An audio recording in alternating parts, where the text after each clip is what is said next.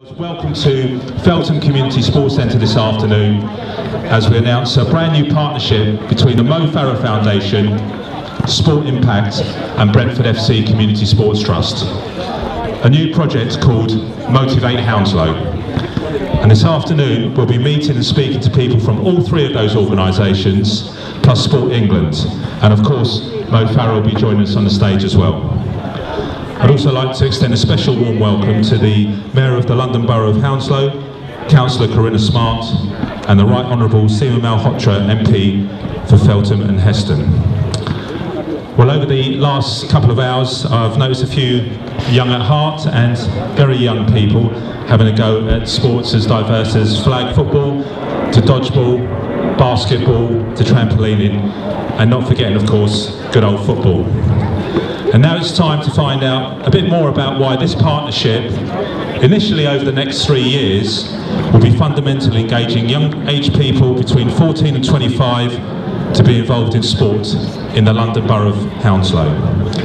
Please welcome on stage the Motivate Hounslow Project Manager, Neil Young. Well, Neil, a lot of hard work's gone into the day to get us here. Quite simply, what is Motivate Hounslow? Thanks, Louis. Well, Motivate Hounslow is a new sports development programme organised in partnership between Brentford FC Community Sports Trust, Sport Impact and of course the Mo Farah Foundation. Now you'll hear from key people from those organisations shortly, but I just wanted to make sure that on behalf of Motivate Hounslow I gave a thank you to our supporters who've made it all happen. Firstly, the funder of the programme is Sport England through the Community Sports Activation Fund, and we look forward to hearing about that from John Horn, and of course to receive the cheque. You did bring the cheque, John? Yes? Good. As well as Sport England's generous funding, we also have to thank several other supporters who've contributed to the running costs of Motivate Hounslow, and they are ISIS Waterside Regeneration, Carillion Parks Management, the Heathrow Community Fund, Brentford Football Club and the London Borough of Hounslow. And it was through the Hounslow Community Sport and Physical Activity Network, managed by the Borough Council, that this partnership was formed. So I'd like to say thank you for bringing us together. And we also have to say some thank yous to people who've made this event happen today. Our coaches at the Brentford FC Community Sports Trust and our volunteers from the Mo Farah Foundation, and the local clubs who've put on the activities. Feltham Bees Football, Feltham Warriors Basketball, Ace of Clubs Trampolining and Ignite American Flag Football. And finally, the manager here at Feltham Community College Sports Centre, Ray Coleman, who's bent over backwards to accommodate all of our numerous requests over the past week. So, thank you, Ray. We look forward to continuing to work with you as the regular programme gets up and running. Louis. Okay, thanks Neil. Well, time to welcome on stage three people who represent the Mo Farah Foundation, Sport Impact and Brentford FC Community Sports Trust. Chair of the Mo Farah Foundation, Tanya Farah, Sport Impact Partnership Director, Alan Watkinson, and Chair of the Trustees from Brentford FC Community Sports Trust, Ian Doby. Please welcome them onto the stage.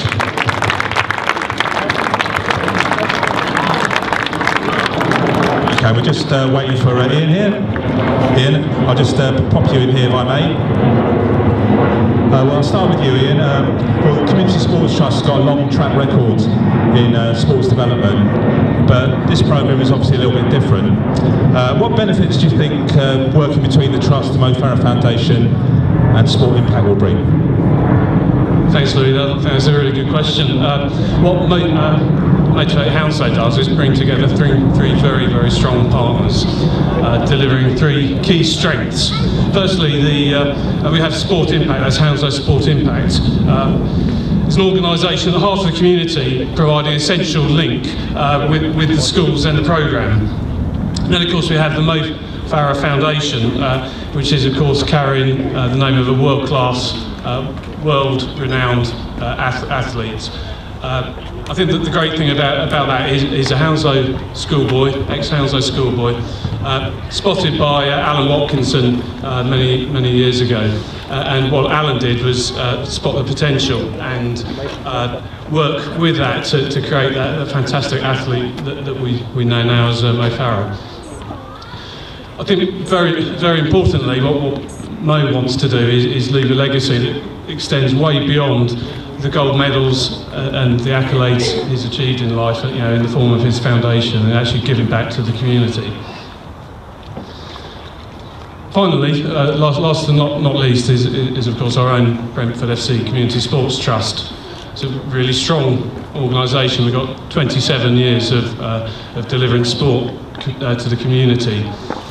At the moment, we've got 100 staff, full-time, part-time and volunteers who are delivering 20 sports to 3 different London boroughs, our key borough of course being Hounslow, where the trust evolved.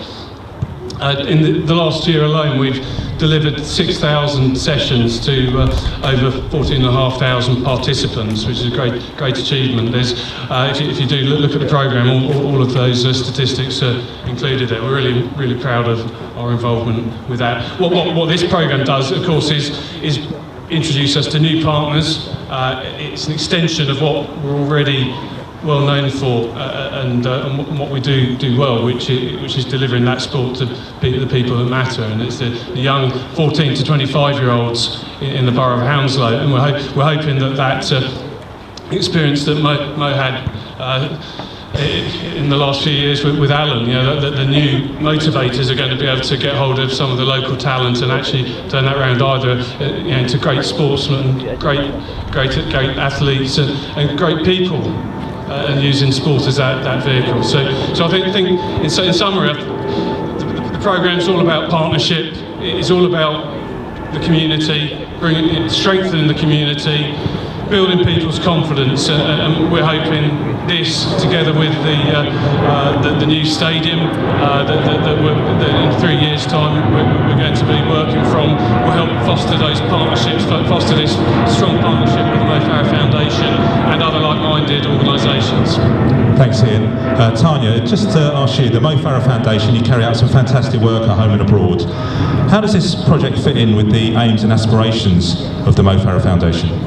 Well, we want to work a lot closer with local communities, in particular in sport, and ultimately our goal is to encourage more young people into sport by offering them support with the funding, for example, and just harnessing talent really, and giving them the opportunity to develop their talent in their chosen sport. By doing that, we're giving people the opportunities that we didn't have growing up. I know with Alan's help, obviously Mo was able to access a local running club, but we find those things aren't as easily accessible as we'd like them to be. And so by doing this programme, we're really excited because we get to work with people like Brentford and Sport Impact, who have all the experience at ground level with the kids.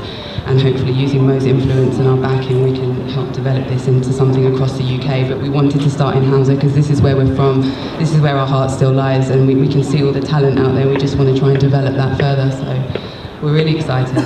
And it's quite a busy week for you because you've got the dinner tomorrow night. There may be 1 or 2 tickets left, so you might want to collar 1 or 2 of these people. I think Mo's done enough plug-in for us all, really. But yes, in case you hadn't seen one of the many interviews Mo's done this week, we are having a charity ball tomorrow night in Fulham. It's going to be a really big affair.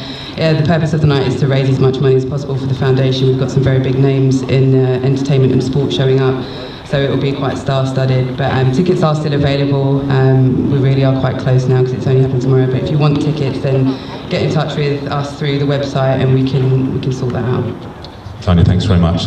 Okay, Alan, I'm just going to come this side. Alan, Sport Impact, as we know, is a national leader in school sports delivery, but why are you getting involved in this, and what will the schools part of it look like? Well, we're getting involved in this because it's fundamental to what we do. We really want to encourage young people to get involved in sport and physical activity. That's what we're all about, and the highest quality sport and physical activity that we can possibly get laid on for them is part of our DNA. So that's really why we're involved. As far as me personally, the other thing that is quite emotional for me really is the involvement of Mo and Tanya. They were top quality athletes at this school. Tanya competed at the English schools and did very well as Mo. Not quite as successful as Mo, but she did very well herself. And for them to come back and to put this much back into community and this much back into poverty and things that are close to their heart is something that I'm incredibly proud of. It's great, and this is really what Olympic Legacy is all about. As far as the education side is concerned, there are huge opportunities for the motivators to get into schools, to work with young people, to get people that are not so keen on sport involved in sport, to realise opportunities for those that are keen on sport but might not have that link into community. That Tanya mentioned the link between the school and the community and the club. Those links are difficult for some people to find. It doesn't necessarily come naturally. So that's really important. The other opportunities are for children in leadership and young people in leadership. So we've got 3 motivators, but they're not going to be able to do the job on their own. And the volunteers and the strength of young people and what young people can do, I've witnessed over a very long time now. We always underestimate the potential of young people to lead as well as to do. And it's a really big job for the motivators to get those young people who lead really well in schools and do lots of great leadership work in schools to link them into the community, to make that link as well. So it's sport, it's health, it's physical activity, and it's something that's really important to us. And talking all that, I believe you've been in training for the Great North Run, and you're going to be Mo's pacemaker, is that right? I might need a pacemaker. I'm hoping that if I can get in just over double the time that it takes Mo, well, I've done incredibly well. I have done an awful lot of work recently. It might be too little too late, but I'll plod around. There are. So have you actually been on a training run with Mo? Actually, I've got a picture at home of me beating Mo in a race. It was on a residential in year 8, and he was still quick then. It was over 30 yards and I said go. And I got 10 yards on him before I said go, and he was catching me at the end. So training runs, I've done a warm down with him, which was a training run for me. Okay, well what we're going to do is firstly we can give them all a big round of applause for coming up on the stage here. And what we're going to do is we're going to do a check presentation now. We're going to ask John Horn, who's the Sport England's local government relationship manager, to bring up quite an important check. And if we can welcome up John onto the stage, and you're going to make that presentation. We're just going to allow the photographer to take a few pictures. Just make sure that comma's in the right place. Yep, that's great. We're good to go.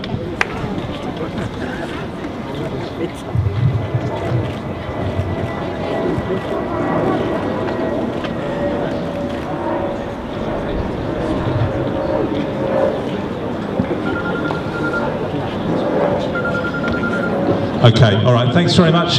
Thanks to Tanya, Alan and Ian. And I'm not sure who's going to take the check. Ian's got it under his hand. I'll just watch him, make sure he doesn't leave. Big round of applause for Alan, Tanya and Ian. And John, you're going to stay on stage with me. Right, okay, did that hurt too much, handing over that money? No, that was fine. Okay, well the Community Sport Activation Fund, tell us a little bit about it. Yeah, it's Sport England's fund for local sport projects to get more people participating more regularly in sport. It's a £47.5 million project across the country, and this is one of about 160 projects so far that have been funded. And it's not just about getting people doing more sport, it's about the impact that regular sport participation can have on wider local outcomes, whether that's educational achievement, health, diversity activities, whatever it may be in the local area. I was going to say there's been a lot of emphasis on primary school sport, but this is aimed at 14 to 25. Is that a target area that you need to target and get them active? Well, our focus is on age 14 and above, so 14 up to 114. But there is a critical period between the age of 14 and 25, where if you can keep young people engaged in sport, you've got a real chance of creating that lifelong sporting habit and keeping them engaged in sport for the rest of their lives. I think the other thing I'd quickly like to say about the Community Sport Activation Fund is that it is lottery funding. So whilst everyone said a big thank you to us today, it's only possible to come along and make these presentations because of all the people out there who go out and buy their lottery tickets week in, week out. Quite clearly you don't give away £250,000 on a whim. What particular aspect of the bid that we all put together attracted Sport England to make this investment? Well, we assessed it against 4 key criteria. The first is the needs and evidence base. So you convinced us that you really understood what the young people in the area want to do, and that you were able to understand their barriers to taking part in sport, and that your delivery plan would address those barriers. The second criteria is a strong delivery plan. So you demonstrated that not only did you understand what people wanted to do, but you were able to put the events on and the sessions on in places that would appeal to the young people and at the right times for the young people. The third criteria, crucially for us, is partnerships, and I think you've already demonstrated today, not just in the main partners you've got here today, but in the community clubs that are engaged in the project, the other funding partners that are engaged in the project, that there's a really strong local partnership. And fourth and finally for us, it's about sustainability. We don't want to invest in a project that's going to run for 3 years, and then when it stops, all the activity is going to stop, and those people are never going to carry on doing sport. So it's about building up the local capacity to deliver, but it's also about demonstrating that you're going to create that sporting habit in the young people over the 3 years of the project. Well, John, hopefully you'll come down over the next 3 years and see how we're all getting on. Thanks very much. Thank you. Okay, so John Horn from the Sport England Regeneration Fund. Time to meet the 3 initial motivators who will be overseeing the project. So please give a warm welcome onto the stage to Martin Bradshaw, Abdullah Kir and Kojo Sadifa.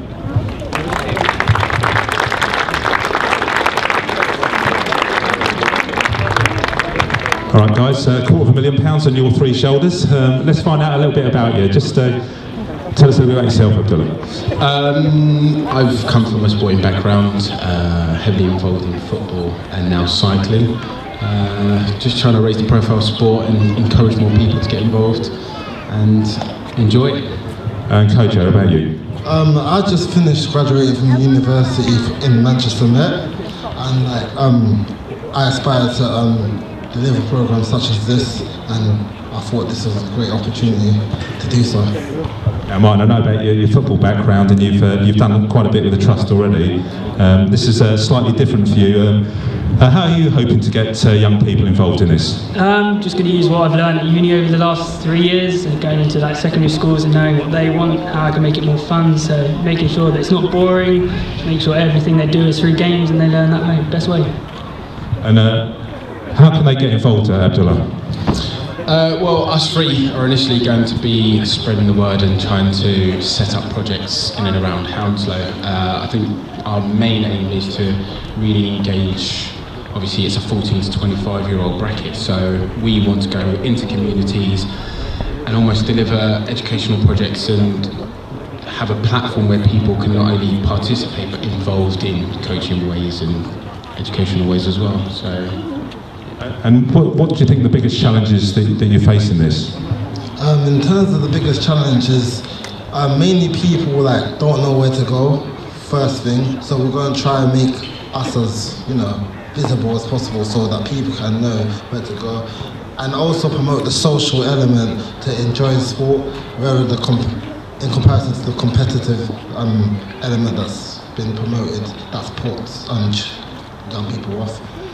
And Martin, for you, a life in sport, what do you think you've got out of it? Got a lot out of it, just new things like social. I'm really sociable and I've got that from just playing sports. So I'm very sociable. I like to talk to people, and working as a team, you get teamwork from doing team sports and also individual. Like Mo's a marathon runner, so he does it on his own, but he's learned techniques from all doing that from sport. So new skills you get all the time from sport. And I have to ask you, Abdullah, to have someone like Mo Farah involved, what is that going to mean to the programme? Everything. I mean, having someone, such a high-profile figure as Mo Farah, is a global brand. So having him and coming back to Hounslow, where it all started for him, is something that's going to be absolutely massive. And we look forward to hopefully doing him justice. I mean, it's going to be a hard kind of thing to live up to, but that's what we're here for, and hopefully we can achieve it. Okay, I don't think you guys have actually met Mo before, have you? So let's get him up on stage. Please welcome up to the stage the world, Olympic and European 5 and 10,000 metre champion, Mo Farah. And what we'll do, we're going to get a couple of photographs with you, Mo, and the motivators.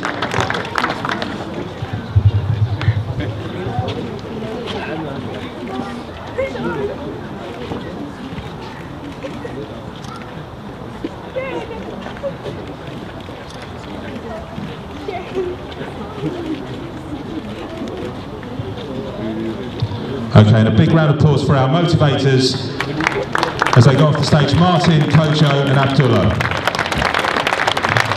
Okay, Mo, I'm going to keep you up here for a few minutes, if you don't mind, and we're just, a great year for you, coming off the back of another double. You don't seem to get bored of winning medals. No, I love winning medals, but this year, I didn't start well.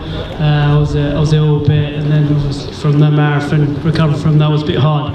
But I managed to turn it around and to win with 2 gold medals, and then just this last week to break the British record was amazing. I never thought I could achieve that, because I went through like up and down, and I guess that's part of life. But you just got to learn and get on with it. And today, I've got to ask you about the go back to London 2012. If you could pick one out of the 2 races, the 5 and the 10,000, what would you say would be the #1 race out of those 2? Yeah, I'll definitely say the #1 is the 5K. To come back to winning from the 10K, and then to come back again and winning the 5K was amazing. And for me, if it wasn't for the home support, I don't think I would have crossed the line first. It was an amazing atmosphere. Well, a long time before that all happened, you sort of grew up in this area. Just tell us about your first memories of getting involved in sport. Yeah, I grew up here in Feltham, and then when finished off Eyes Off Sign. But this is the area I grew up, and Alan supported me at high school, pointed me in the right direction, said to me, before I used to love playing football, and I used to think one day I could play for Brentford, because then it was like, Brentford, if you could make it for Brentford, you made it. So unfortunately I wasn't good enough to play football. I was better off running, and if it wasn't for Alan and someone who supported me, told me, you're better off running, then I won't be here today. So I just want to thank Alan, and particularly this program, Sports England, who's given us the fun, and to be able to give us that funds and to help kids is absolutely amazing. Because like myself, I did have a sports club in Hounslow, Athletics Club, but at the same time, it was just a running club. But to be able to support kids, it's absolutely amazing. And I just want to be able to, support the next Mo. And if there's 2,000 kids, and if you can pick 10 kids and to make it, and just give them a chance and tell them, look, this is where I started. I'm just like you kids, at that age. Do you ever think about, when you're growing up, if you hadn't had those opportunities, where life might have taken you? Yeah, if it wasn't for sport and for athletics, I don't think I'll be around, to be honest with you, because, growing up, what I saw was, there's a lot of kids like hang around and stuff, and I wanted to hang around with at the same time, but I was lucky to have sport to help me and to make me, realise, you got to train for it. And when I saw on TV, I was like, one day I want to be an athlete. And for me, one thing that really changed me as an athlete was I got a chance to go to Disneyland, Florida, to go for, I think it was under 16 or something, and I was there for 2 weeks. And we got to go on a ride and everything else. And for me, I was like, if you get this reward for being an athlete, then forget about everything else. I want to be an athlete. And we've got to reward kids. And that's what we hopefully with Brentford and Sports Impact, we can be able to give them a chance. And, chance to meet me, chance to take him maybe a weekend somewhere, and just to tell him what sports is about. And generally, you got to enjoy the sport, and I do enjoy representing for my country and winning medals, and as well as putting 120 miles week in, week out. People say you make it look easy. It's not. I'm hurting inside, but I don't want to lose. I want to win all the time. And how do you maintain your focus? Because you've won a lot of medals and you've had a lot of records there. How do you do that week in, week out? Yeah, you've got to believe in yourself and just stay on top of it. And once you get taste of it, you want to earn more and more. And I'm sure the rest of the people here, if something generally you enjoy, you want to keep doing it. And I love training every day and competing. There's a lot of young faces out there, Mo. They've tried lots of different sports today. If you give them one bit of advice as an athlete and wanted to get on in sport, what would it be? Yeah, I would say one thing. I'd say definitely be patient, believe in yourself, and nothing comes overnight. Like myself, I've been training since I was 17, 16, and I'm only at the top of my game right now. So, it takes years, but enjoy it, believe in yourself, and learn from something. Every competition you do, every training session you do, try and learn something, and just enjoy it. And if you put your heart into it, then you will achieve it. And it's having a dream and having goals. And if you have a dream, you can achieve your dreams. Okay, next few years for you are going to be quite busy. The World Champions in 2015, Rio 2016, and I believe the World Championships are back here in London 2017. Are those going to be your main focus now? Yeah, it's very exciting. For long distance, you just got to take 1 year at a time and one race at a time. This year, we had the Europeans, and next year we've got the Beijing World Champs, and then from now we've got Rio Olympics, and then after that we'll have the World Championship here. So as long as I stay injury-free and stay focused, that's my aim. Okay, Mo. All right. For now, Mo, thanks very much. Put your hands together for Mo Farah. We're going to keep Mo on the stage for a moment. We've got a couple of draws to do. Now, hopefully, my colleague here, Neil, what we're going to do is we've got two presentations to do. The first one we're doing Mo, and then we're going to bring in the Madam Mayor in. We've got some prizes that you should have been given a ticket, and we're watching all the sports activities, and they picked out 3 people who they felt had really stood out during the day. And the first one that Martin picked out was Daniel Akinjisola. I think he was on the basketball court. If Daniel's here, I think we've got a signed T-shirt and a bag for...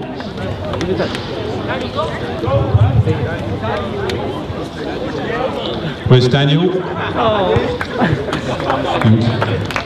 Good, we'll just get a marker for you.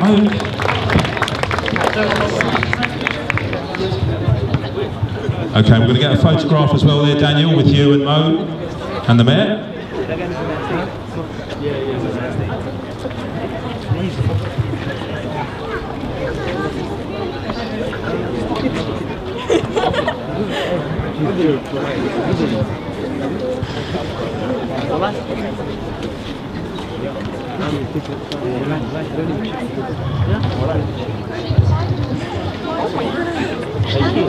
Okay, so a big round of applause there for Daniel. Daniel, don't forget your bag. Daniel, don't forget your bag.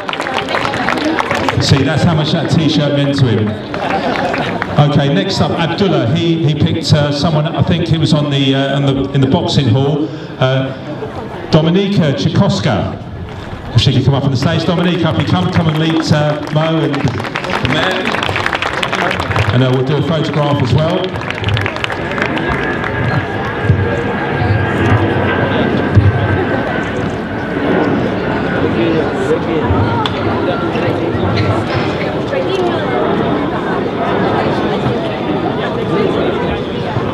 Okay, and the final winner was from Kojo, and that was Josh Pearson. If Josh could come up to the stage. Where's Josh? Here's Josh. Okay, well done, Josh. He's a double winner.